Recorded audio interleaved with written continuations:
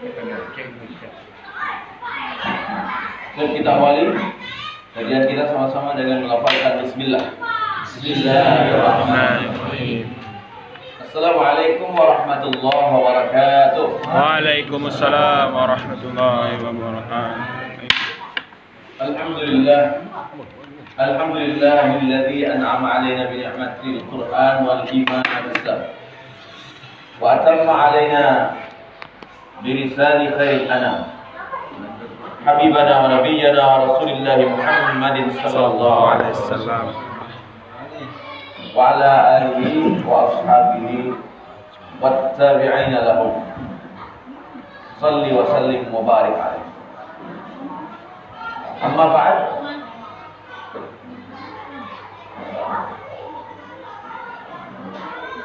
Ada sebagaimana biasa ada pantun,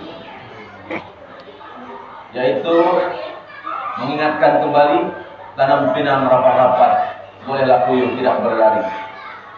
Mari duduk rapat-rapat supaya barakah tidak lari. Rapat-rapat lagi.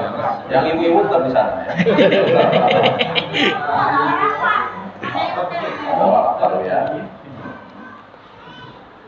Beriring balong dengan berapa? Seekor jantan, seekor betina.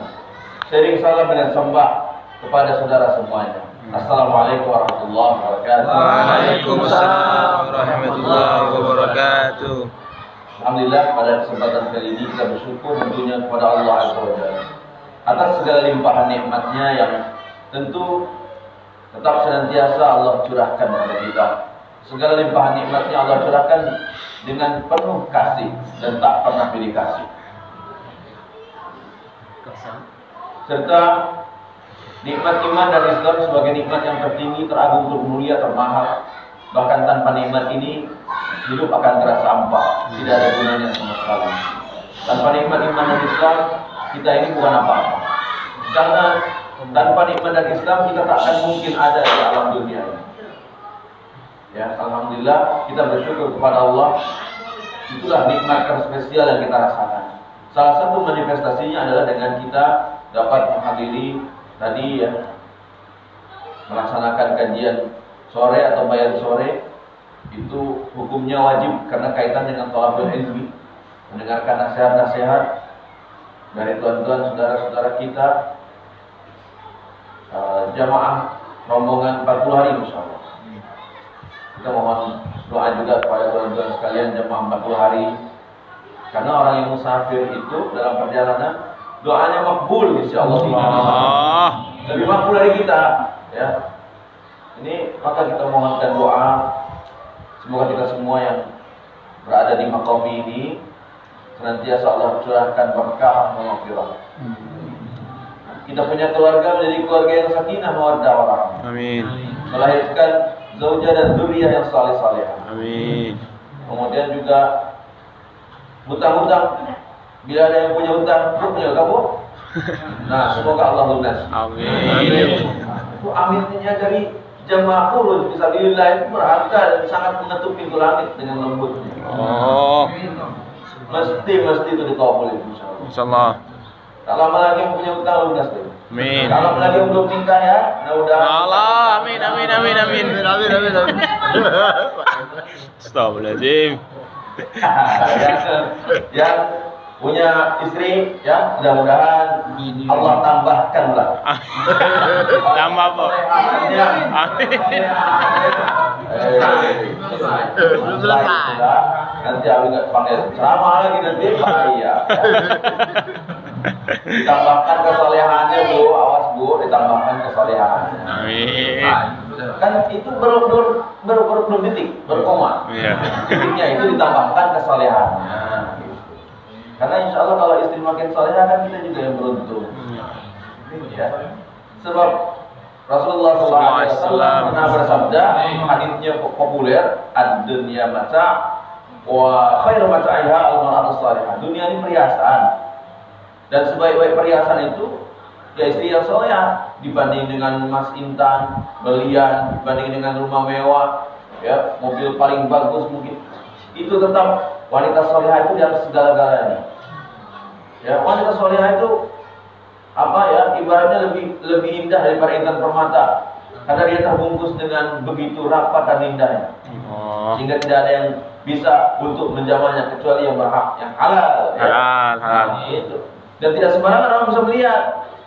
Itu kalau ciri wanita mahal itu tidak sembarangan orang bisa melihat. Ya. Apalagi wanita di sini, ibu-ibunya mahal-mahal, sama sekali tidak kelihatan sama saya. Allah. Ya gini enggak aneh deh. Kadang lucu sana. Nah, dikit lah. Ini menghibur apa namanya tuan-tuan jamaah sekalian ini ya, terutama yang belum bisa bilillah dari kepenatan. Kita harus ikram, harus memuliakan tuan-tuan. Baik.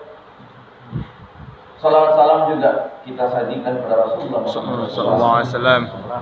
Guru besar kita, guru agung kita, baginda kita, panutan kita, manusia termulia yang kita sangat cintai dan kita harapkan syafaatul ummah. Semoga kita semua berolehnya insyaallah. Insyaallah. Amin amin ya rabbal alamin. Nah, sebagai peninggalan beliau, mari kita ikuti jejak langkah keluarganya, sahabatnya, zuriyah, keturunannya, kemudian juga para ulama, warasatul anbiya yang senantiasa mengikuti jejak langkah beliau. Di antaranya yang paling penting ini paling penting dari segala amal ialah kita memperdalam dari segala ilmu, maksudnya memperdalam ilmu Al-Qur'an. Ini peninggalan. Inilah warisan Rasulullah Muhammad sallallahu alaihi wasallam. Ini peninggalan paling penting. Kita memperdalam Al-Qur'an di sini. Karena beliau pernah bersabda bahwa yang intinya ya, kalau kita ini di sini ada ini supaya tidak salah, kita bacakan terlebih dahulu. Ini boleh dengar ya, ini penting. Dan cuma saat ini yang bisa baca huruf begini cuma saya.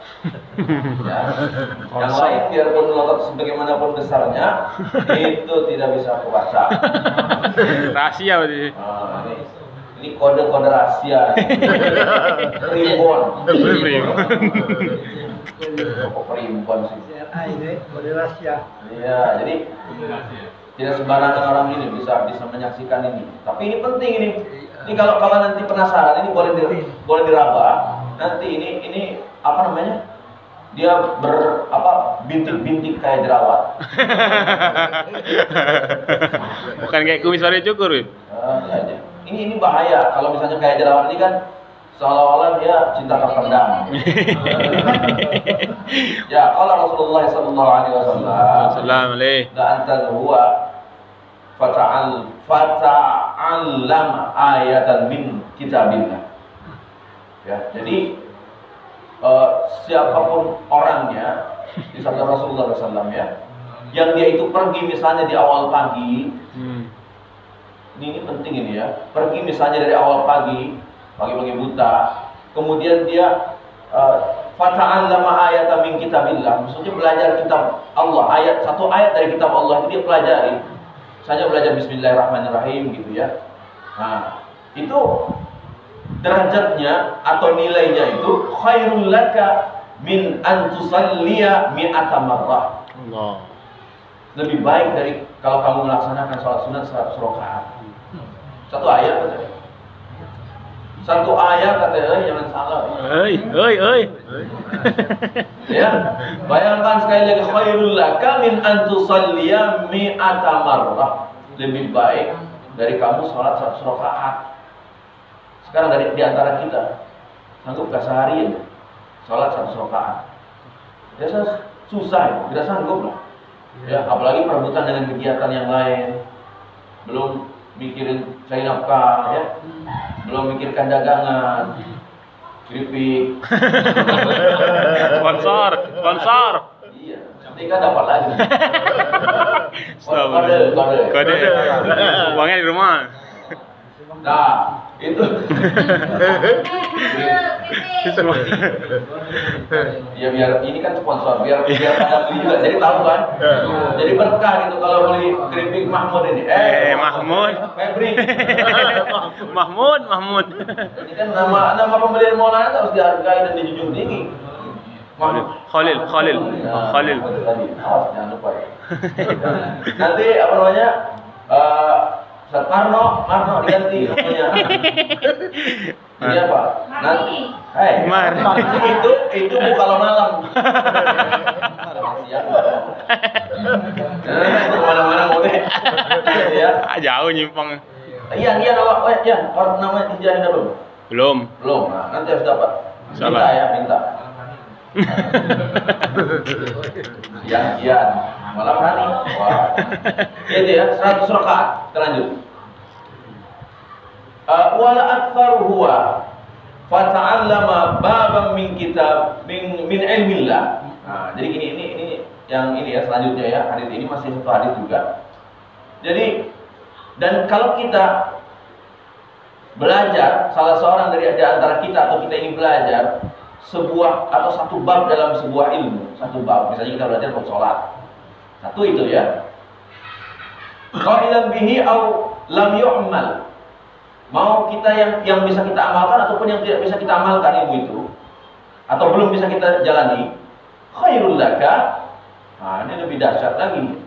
Khairul laka min an tusalliya al-farqatin. Itu lebih baik dari kamu semua melaksanakan sholat 1000 rakaat. Tidak nyampe kan? Satu ilmu itu paling ringan, satu ilmu itu. Apalah ya, fikih, tauhid, akidah, satu ilmu itu.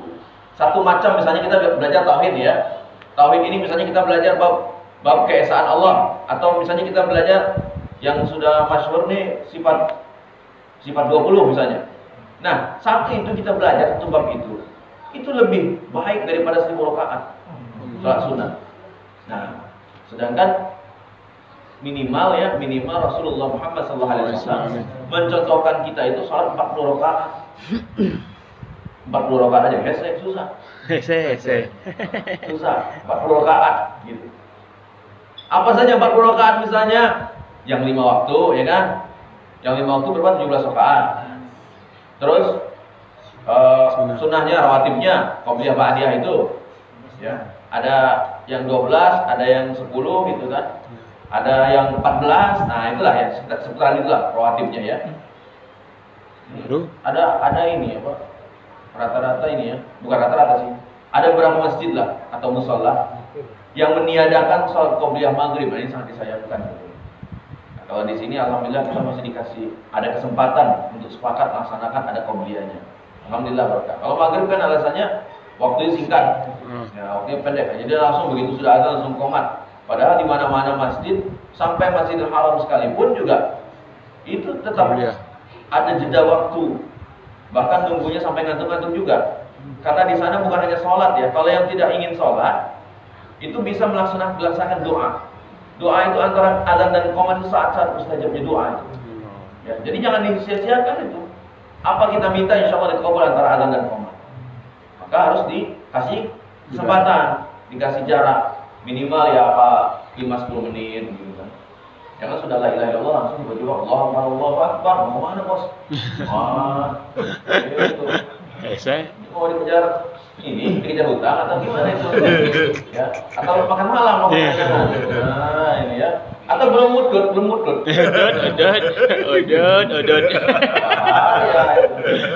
Kayak mau kemana gitu.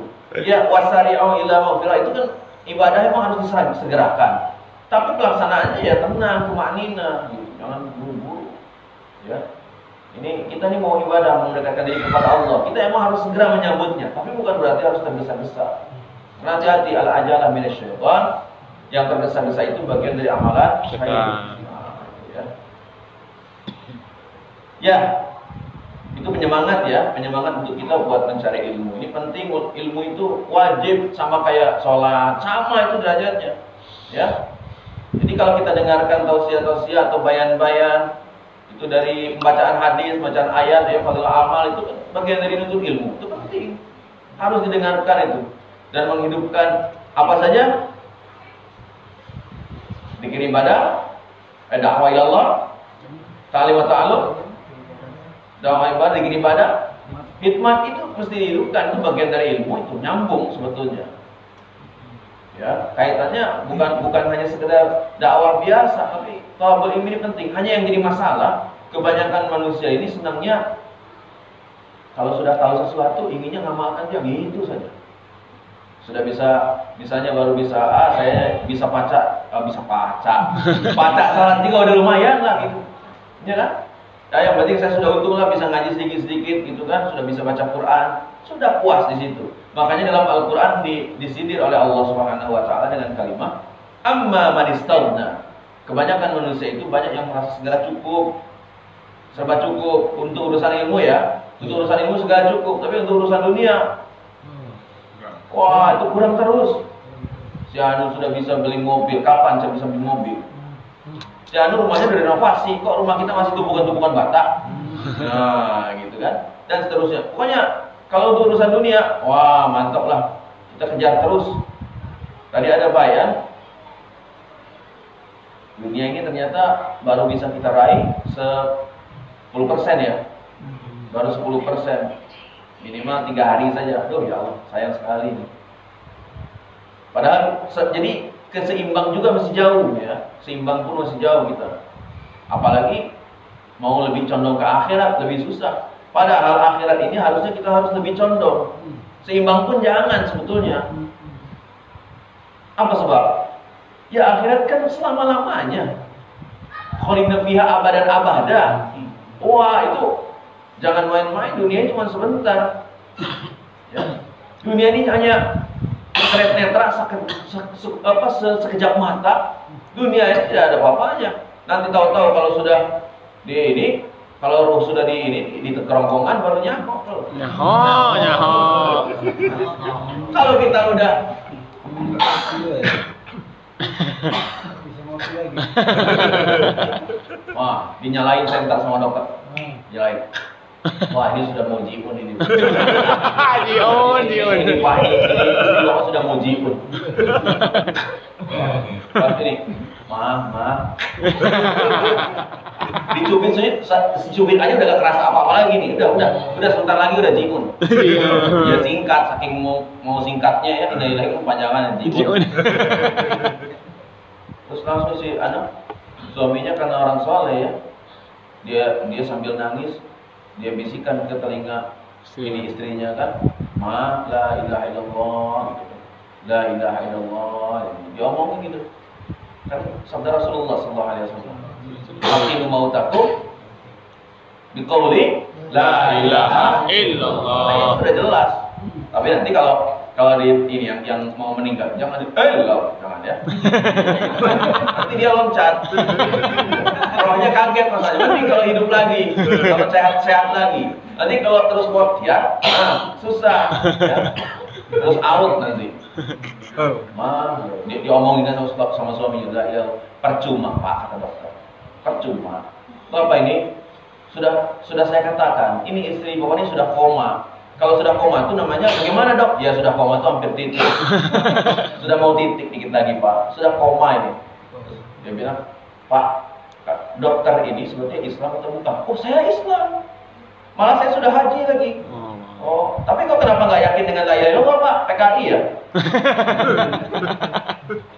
Ini harus didengungkan terus PKI. Bahaya loh, daripada kalau PKI bangkit ini repot ya. Kita sudah bikin repot kayak tahun 60-an, kayak tahun 48 nanti, kayak tahun 26 PKI. Hati-hati lah itu ya. Nah, di akhirnya sadar kan, namanya kita mau mati emang harus ditalkin. Mau dia bagaimanapun keadaannya walaupun harus la ilaha illallah terus, harus itu. Ya. Dan insya Allah dia pasti tahu bahwa ada yang membisikkan kalimat tauhid. Dan lebih aman begitu. Ya, kalimat tauhid itu lebih mantap itu. Nah, jadi mari kita betul-betul lebih dekat kepada Allah, mumpung kita masih pada sehat. Ini salut nih Bapak ya, tuan-tuan kita ini semuanya sudah pada senior-senior, ternyata masih pada mau menuju 40 hari. Ya, yang muda-muda aja belum nyampe situ. Ya kan, tinggalkan anak istri. Padahal yang kadang ini kalau bujangan si lain yang nggak ada pikiran, belum juga tapi. Kalau ini kan yang sudah berkeluarga kan mungkin mikir-mikir gitu kan, mikir. Saya aja ditawari tadi sama ini akhi Mahmud. Mahmud. Nah, itu kan awalnya. Ayo kita tinggal sini. Nantilah tunggu bisikan dulu. Tunggu bisikan dulu. Soalnya tinggalkan istri di rumah. Karena istri saya itu tidak sama dengan yang lain. Masya Allah, tidak sama dengan yang lain. Itu merasa beda. Ini orang luar biasa bagi saya. Beda. Ya.